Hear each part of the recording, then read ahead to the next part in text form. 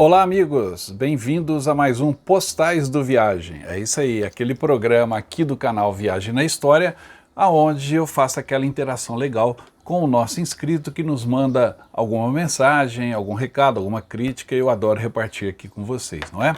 Então vamos lá, mais um Postais do Viagem. Eu vou começar dizendo o seguinte: amanhã vai estrear aqui no canal o vídeo editado do submarino tipo 21, aquele submarino alemão revolucionário e que está dando o que falar aqui no canal, porque eu tenho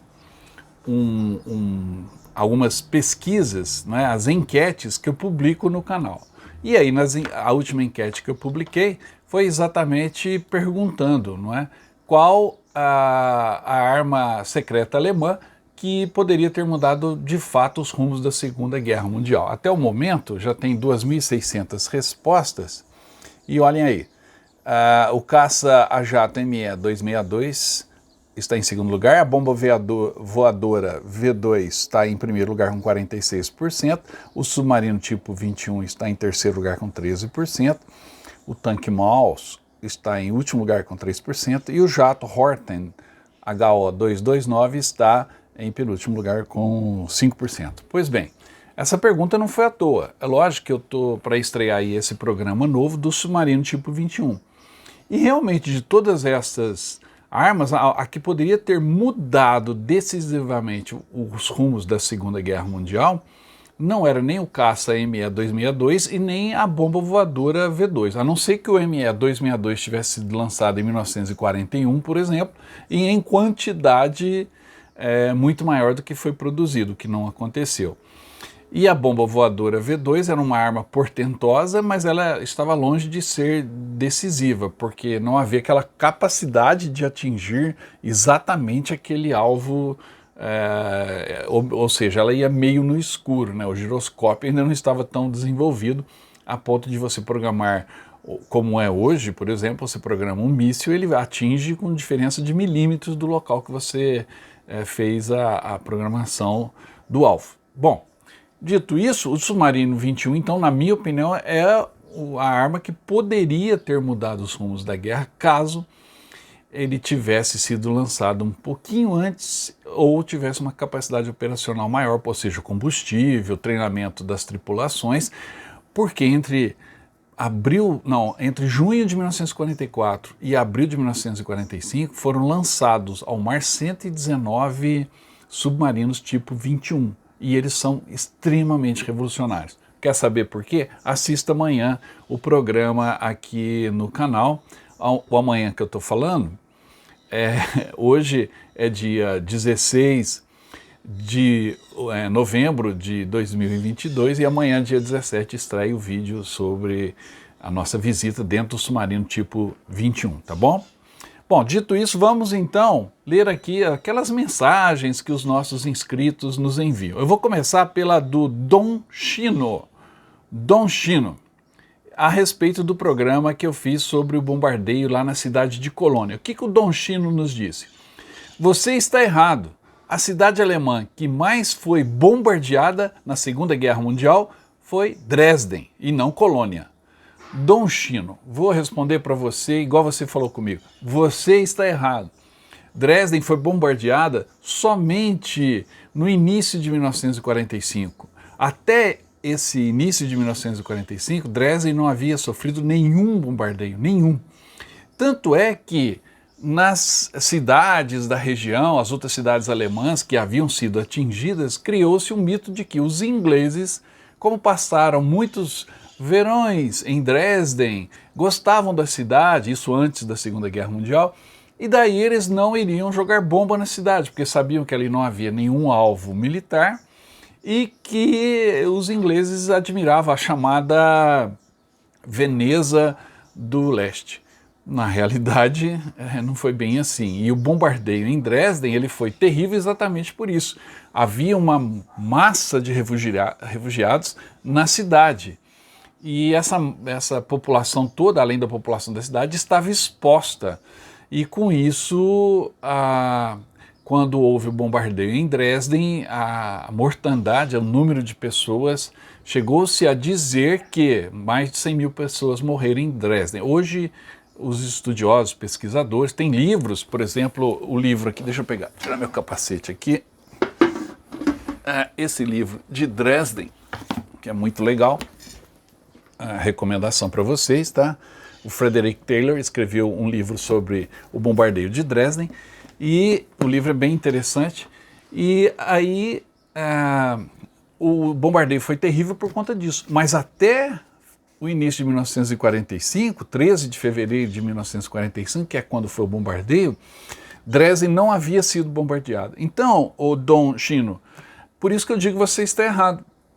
Dresden sofreu um bombardeio terrível. E, aliás, quem quiser saber mais sobre o bombardeio de Dresden, eu vou deixar aqui o link, aqui no card, é só clicar e você vai direto ao programa onde eu explico como foi o bombardeio de Dresden.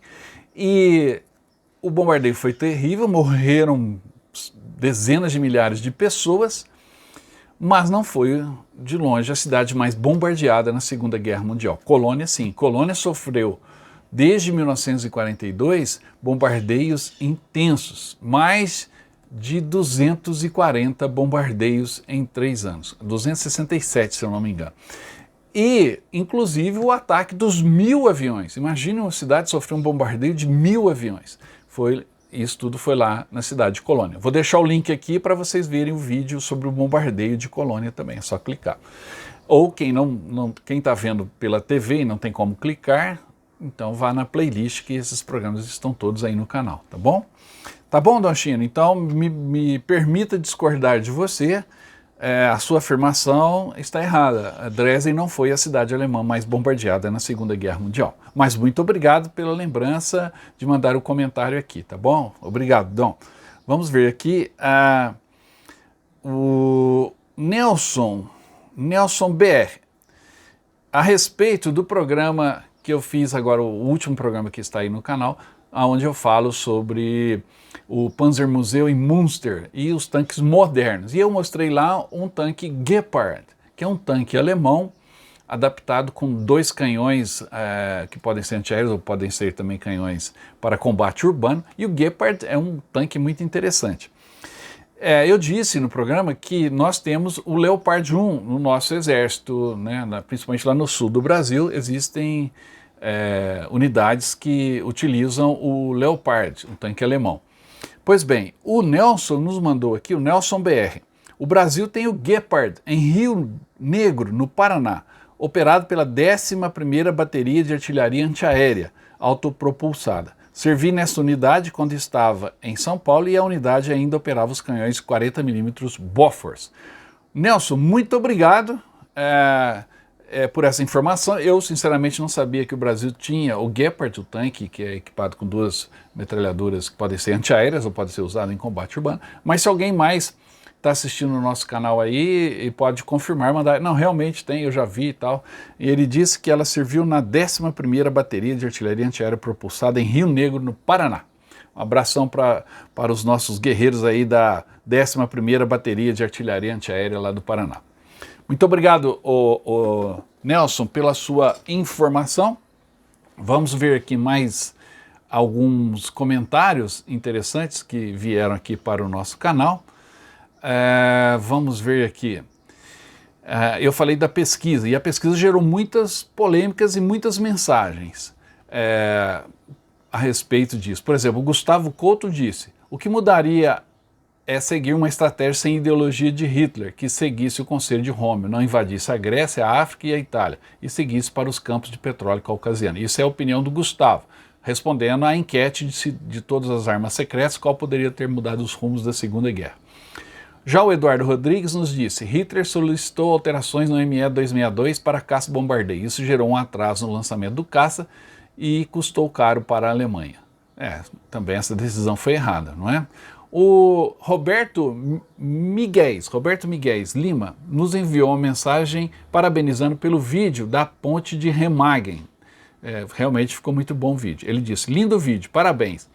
Em 1982 estive aí perto de Remagen, na cidade de Koblenz, que é uma bela cidade alemã. Infelizmente ainda não conheci essa história. Que pena, hein, Roberto? Perdeu a chance de conhecer lá o espaço onde era a ponte de Remag e um museu muito bacana que está aí no nosso programa recente. E ele complementou, tem o DVD do filme As Pontes de Remag, é maravilhoso, realmente é um ótimo programa. O Léo Octa, a respeito do nosso vídeo que conta a história dos cachorros nas guerras. Aí você vai falar, puxa, esse programa eu não vi. Eu vou deixar o card aqui para você clicar e ir lá assistir. É um belíssimo programa que eu tenho no canal, pouco assistido, onde eu conto a história de como as forças militares utilizaram os cachorros na Primeira e na Segunda Guerra Mundial e também na Guerra do Vietnã. É um programa muito bacana, pouquíssimo visto dentro do canal, queria até que vocês assistissem. E o Léo disse, por conta desse programa, esse canal tinha que estar na TV aberta. Ô Léo, muito obrigado pela sua palavra, pelo seu elogio, e que bom que você gostou do programa dos cachorros, porque eu gostei muito desse programa dos cachorros, cães de guerra. Já o Daniel Souza, olha que interessante, gente, respondendo à enquete, né? A enquete é de todas as armas secretas alemãs, qual poderia ter mudado de fato os rumos da Segunda Guerra Mundial. Tá, o Daniel comentou, olha bem, vira e mexe, este canal só fala em guerra. Dá licença, ô meu. Um fato que aconteceu 80 anos atrás, os nazistas, japoneses e italianos perderam. Ô Daniel, desculpa, mas a proposta do canal é essa, é falar de história militar. Então a gente fala da Primeira Guerra, da Segunda Guerra, da Guerra do Vietnã, de filmes de guerra. E a pesquisa nossa, obviamente, também vai ser uma pesquisa em cima de fatos de guerra, não é? Eu sei que o YouTube manda a enquete para pessoas que talvez nem estejam inscritas no canal, como é o Daniel, mas espero que você reveja o pensamento seu, Daniel, principalmente no tocante à sua afirmação. O fato que aconteceu há 80 anos atrás pode sim hoje ser reinterpretado de outra maneira, eu já falei disso aqui antes, e a história pode ser reescrita mudando inclusive o presente, tá bom? Daniel, um abração para você. Vamos ver aqui mais uma pergunta a respeito, um elogio. O Odo Amorim, olá Odo, a respeito do vídeo sobre 10 filmes westerns, os melhores faroeste de todos os tempos. É a minha lista dos 10 westerns, que eu adoro filme de bang bang. Gosto de ler Tex também, tem muito Tex aqui na minha estante. E ele disse o seguinte, amigo, você fez uma resenha maravilhosa desses clássicos. Parece que eu estou vendo os filmes de novo. Parabéns. Odo, muito obrigado. Realmente eu escolhi a dedo esses 10 filmes, mas como toda lista, deixei de fora muitos. E você mesmo comentou na outra postagem aqui, faltou Johnny Guitar, realmente é um belo filme, mas na minha lista são esses 10 que estão aí. Vou deixar aqui o card também, quem quiser ver a minha lista de 10 filmes westerns de todo o tempo, clica aqui e você vai direto para esse programa que está muito legal, tá bom? Última mensagem de hoje, deixa eu achar aqui uma mensagem interessante para você, todas são interessantes, mas uma diferente aqui. Vamos ver, aliás eu convido você a mandar também a sua mensagem, tá bom? Para que você possa ter a sua mensagem lida aqui no canal, vai ser um prazer ler a sua mensagem. Eu não leio todas, obviamente, recebo muitas mensagens, mas aquelas que são diferentes, interessantes, as críticas também, eu gosto muito de ler as críticas aqui. Eu gosto de ler aqui, tá bom, pessoal? Então mandem as suas mensagens para a gente aqui no canal. Deixa eu achar uma interessante aqui. Vamos ver essa aqui, ó. O Carlos Pavuna, 1969, a respeito do programa sobre os tanques alemães da Segunda Guerra, a Casa dos Panzer, Panzer Museu. É a primeira parte, que esse programa foi dividido em duas partes. Ele diz o seguinte, perceberam que os tanques soviéticos, lá no Museu do Panzer, têm a estrela vermelha comunista, mas os tanques alemães não têm a suástica nazista. Esse museu deve ser de algum milionário nazista que não responde a ninguém. O nazismo e o comunismo são para esquecer. Olha, eu não emito opinião aqui no canal, no meu canal não tem ideologia, eu não sou de direita nem de esquerda, eu não sou nem comunista nem nazista, o que eu sou é a favor da história. Então, você observou bem, ô Carlos, no Museu do Tanque Alemão, a estrela vermelha comunista está nos tanques russos, mas nos tanques alemães não tem a suástica nazista, tem no máximo a cruz de guerra alemã. Por quê? Porque na Alemanha a suástica é proibida. você não pode expô-la nem em museu. Um ou outro avião que às vezes tem uma, porque era que a Luftwaffe é fiel, tal, etc. Mas você não pode ir expondo. Então alguns museus não expõem nem no modelo que está exposto. Eles pintam, apagam a suástica por ela ser muito controversa e oficialmente proibida na Alemanha. Mas a sua observação a respeito disso, sim, a estrela vermelha do comunismo, do exército comunista, está ali. E a suástica não. Isso é um fato. Bom, pessoal, espero que vocês tenham gostado de mais estas enquetes e também das perguntas e dos comentários. Continuem mandando aqui pra gente. Não se esqueça que amanhã tem a estreia desse programa muito legal sobre o submarino alemão tipo 21, tá bom? Eu vou continuar lendo as perguntas aqui e a gente se despede, tá bom? Vamos lá então, mais perguntas para a gente responder no futuro. Olha que legal, a Cleide, professora de educação artística aposentada. Gosto muito do assunto da Segunda Guerra, obrigado por ensinar. Tenho 72 anos, estou em São Paulo. Um abração para você, Cleide, concorrendo aí ao sorteio. Pessoal, até a próxima então.